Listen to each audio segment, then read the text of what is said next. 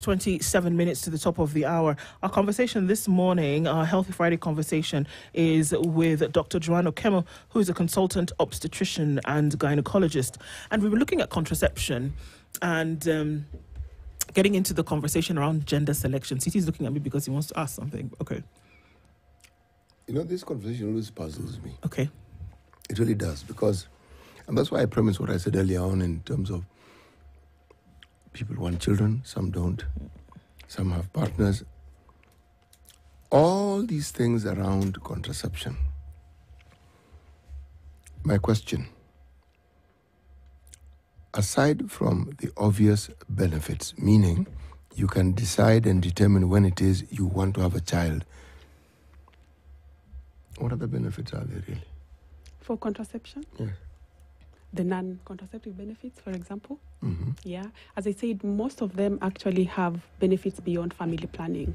And there are some situations where we may initiate these contraceptive options just for those medical reasons, not just for family planning. Mm-hmm. Yeah. Mm-hmm. So. Okay. At what age should one actually begin getting information about contraception so that one actually understands it? From adolescence. Okay. Yeah. And who is it? Boy child, girl child, both? And what sort of details must be included in this education? I would say both of them, because a child or getting pregnant involves two people, right? Mm. It involves a girl and a boy. So it should start as early as adolescence, because once you've hit adolescence, you are actually potentially able to get children or to make someone pregnant. So what it should involve, I think, beyond just the menstrual health that we do among girl children, it can also involve things to do with sex, when to have sex, in what situations, relationships, and the risk that comes to relationships sometimes, such as violence and STIs, and also how to protect yourself from getting pregnant, because adolescence pregnancy is also a big deal, or teenage pregnancies, and it comes with its issues, of course, and that's a conversation that adolescents, well, they're children still, should understand, and also be familiar with what are the options available, if at all they have to be sexually active, to prevent themselves from getting in such situations. You know that, okay. Oh, that's the ideal situation, but how readily available is this information? Unfortunately, it's not, but we're trying to do something about it in terms of just public education, talking about it more, trying to empower people in churches and in various groups, so that people are empowered and they have this information available, and also, of course, in schools, getting it out there in the schools where the children are learning. How do religious organizations receive this information? Well, it varies among churches, among religious groups. There are those ones that are more receptive. There are those ones that they don't want, especially when it comes to adolescents, because no one wants to talk about adolescents having sex, right? People want to talk about abstinence and things like that. And we know that it's not possible for all of them to do that. So it's not a welcome topic, unfortunately, in many religious groups, but there are those ones that are very receptive of it. In the time you've been in this particular field, would you say that messaging that comes from religious groups is more readily acceptable, or is it that the messages that come from other sources, like, say, the media? Religion has a way of convincing people and people believing it. As I said, it's the opium of masses. Someone say that, right? Yes. Yeah, so information gotten from religion, because it's a matter of, I think, faith. You don't have to be factual about it. People believe it and they receive it more compared from information gotten from media or medical experts, for example. So I think religious group is one of the groups that we really need to make sure they have the right information and are receptive, because people believe them more and people rely upon them more. Yeah. So, I mean, there are those who believe that contraception is a contravention of a religious belief. Yeah. Yes, right? Certain religious tenets. Yes, that you are playing with the natural way of things by using contraception. I know. And so what that has resulted in, for a lot of people, is repeated pregnancies. Over and over again, women are pregnant, delivering babies. In some cases, unfortunately, losing the baby, which is a traumatic experience physiologically. I'm not even talking about the psychological trauma. What the body has to go through every time it's in a state of pregnancy or what the body has to go through when it loses a pregnancy is traumatic physiologically. Yeah. Could you tell us some of the dangers related with repeated pregnancy that many would say contraception essentially would take care of? Beyond just the economic bit of it, the physical bit, that's what you mean? Yes. Yeah. So, of course, being pregnant causes a lot of toil on someone's body. It's not easy. It's not a walk in the park. For 9 months, you're pregnant, you're carrying a human being, and it causes a lot of changes literally in every bit of your body, from your blood to how your lungs function, how your organs function, every bit of it. And if you don't have enough time to recover from these experiences, it takes a toll on your body eventually. And also, there are some situations where pregnancy itself puts you at risk of getting, for example, things like high blood pressure or diabetes, and that can kill you. Eventually, especially the more you do it, the more you're at risk of having these conditions repeatedly come to you when you're pregnant, and those eventually can actually cost your life. So it's not a walk in the park to just be pregnant. In fact, there are some situations where if a woman has gotten some medical problems, we can advise them never ever to get pregnant again, because the next time they may be pregnant, it might actually be the end of them. How do you deal with a situation that becomes sticky when there's an insistence that you should not use some of these methods, but you can actually see that the life of this woman could be in danger? Well, autonomy is a big deal in medicine. At the end of the day, we want you as much as possible to make your own decisions regarding your health. So we will empower you with information. We will give recommendations. If need be, strong recommendations. We will tell you, we strongly believe you should not do this. But at the end of the day, the decision is with the human being in front of you. Yeah. So as long as you're more than 18 years, an adult, you can make your own decision. Unless it's a child where you may do interventions. For example, if the guardians or the parents are declining an intervention, you can go even through the legal system to overcome that. But for someone who is an adult, really it's just up to them. So you can just rely on relaying the information and try to make them understand why you're making the recommendations that you're making. The association you belong to is a very powerful association. Which the OBGYN Association. Okay. Not the Kenya Medical Association. Okay. But the OBGYN. Okay. Have there been attempts to try and influence the education sector to ensure that education, not around contraception, around sex? Because in the absence of sex, these methods are not really very necessary. Yeah. Okay? Yeah. So I say this because there's always a back and forth again with religious groups, the issue of morality around it, and yet there is the need for people to be informed. Now, the sort of power that association I speak of wields is profound. Yeah. Have there been efforts to try and arrive at a middle ground where the education sector can find a way of working with them so that, again, this information is provided or in a timely fashion, so that somebody grows up knowing and understanding that this is what you do, this is what happens.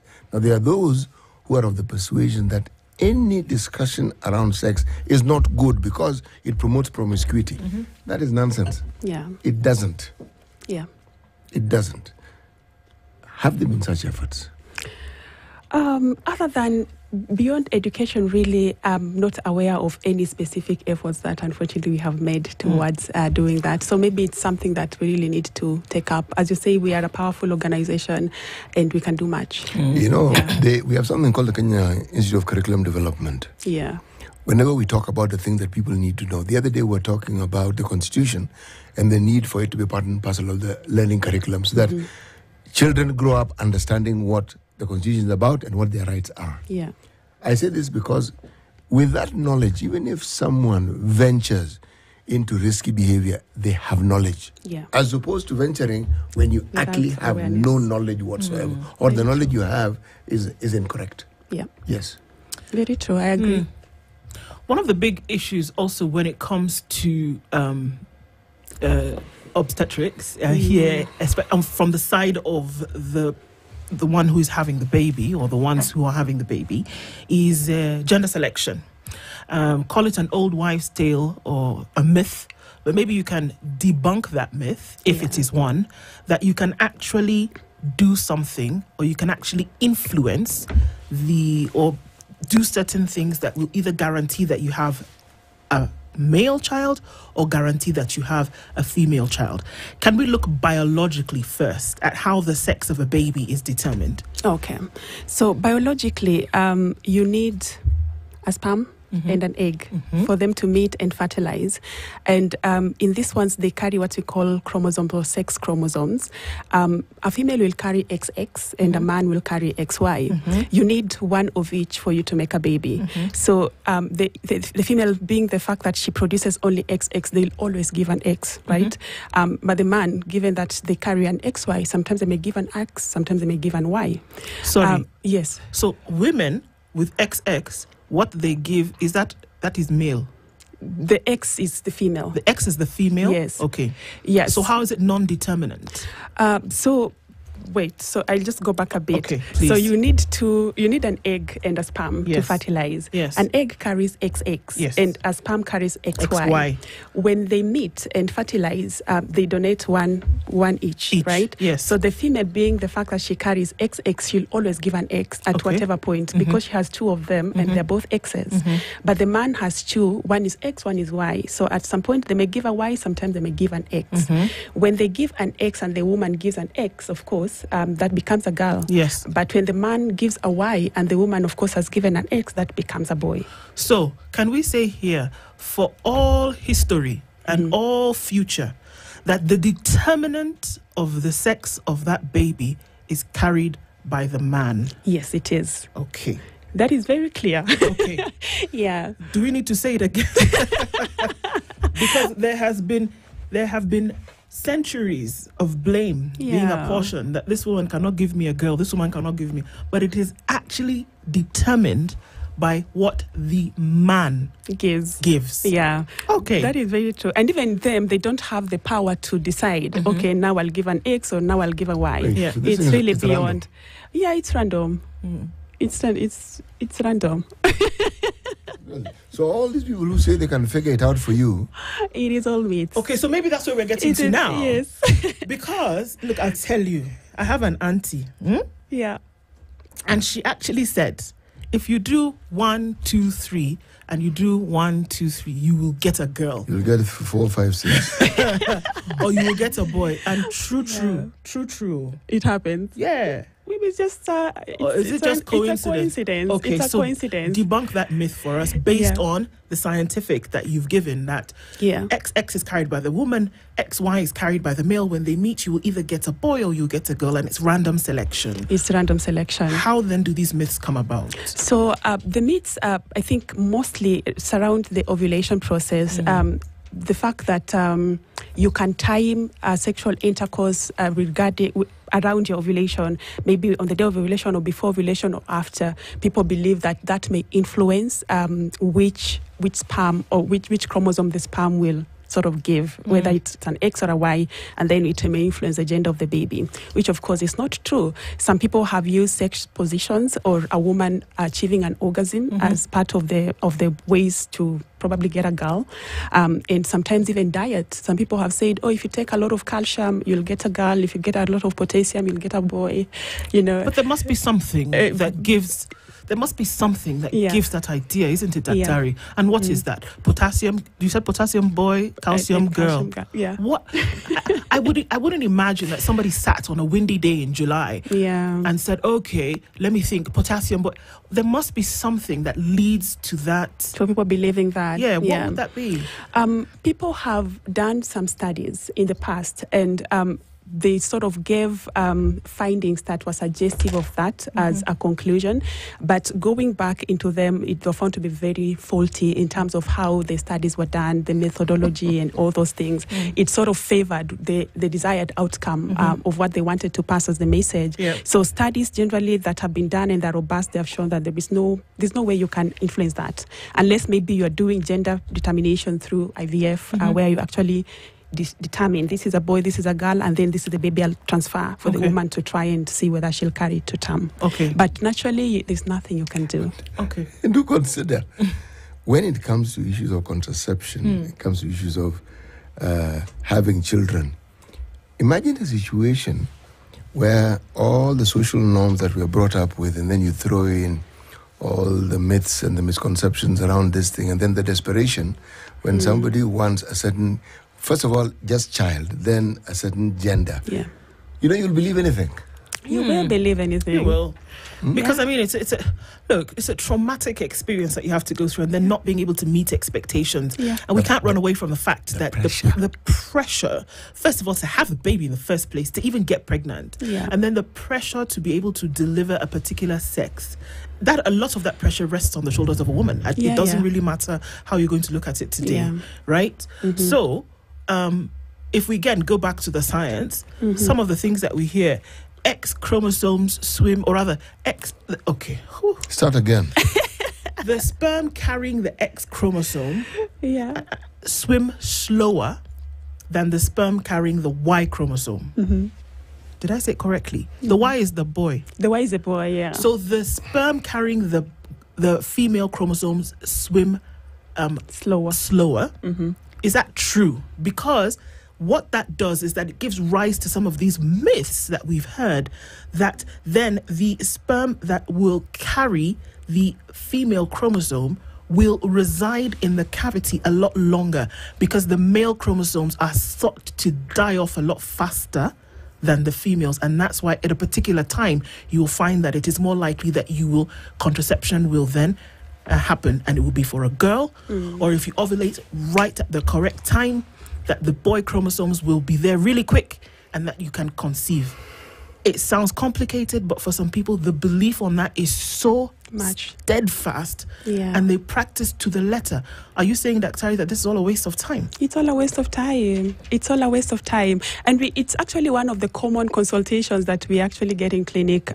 People will come and they're really, really desperate for you to give them tips on how they can. It's always a boy that people want, right? It's never. Why do people want a boy? I don't understand. Why? Because they feel like they'll carry the family name, they'll carry the family traditions, they'll keep the wealth in the family. People have different reasons why they prefer boys. But so it's always a boy that people are trying to get, right? Yeah, so sometimes it's really desperate, because now the man probably is threatening, I'll get a different woman, or... Then the woman gives him 6 girls. But anyway. Or even more.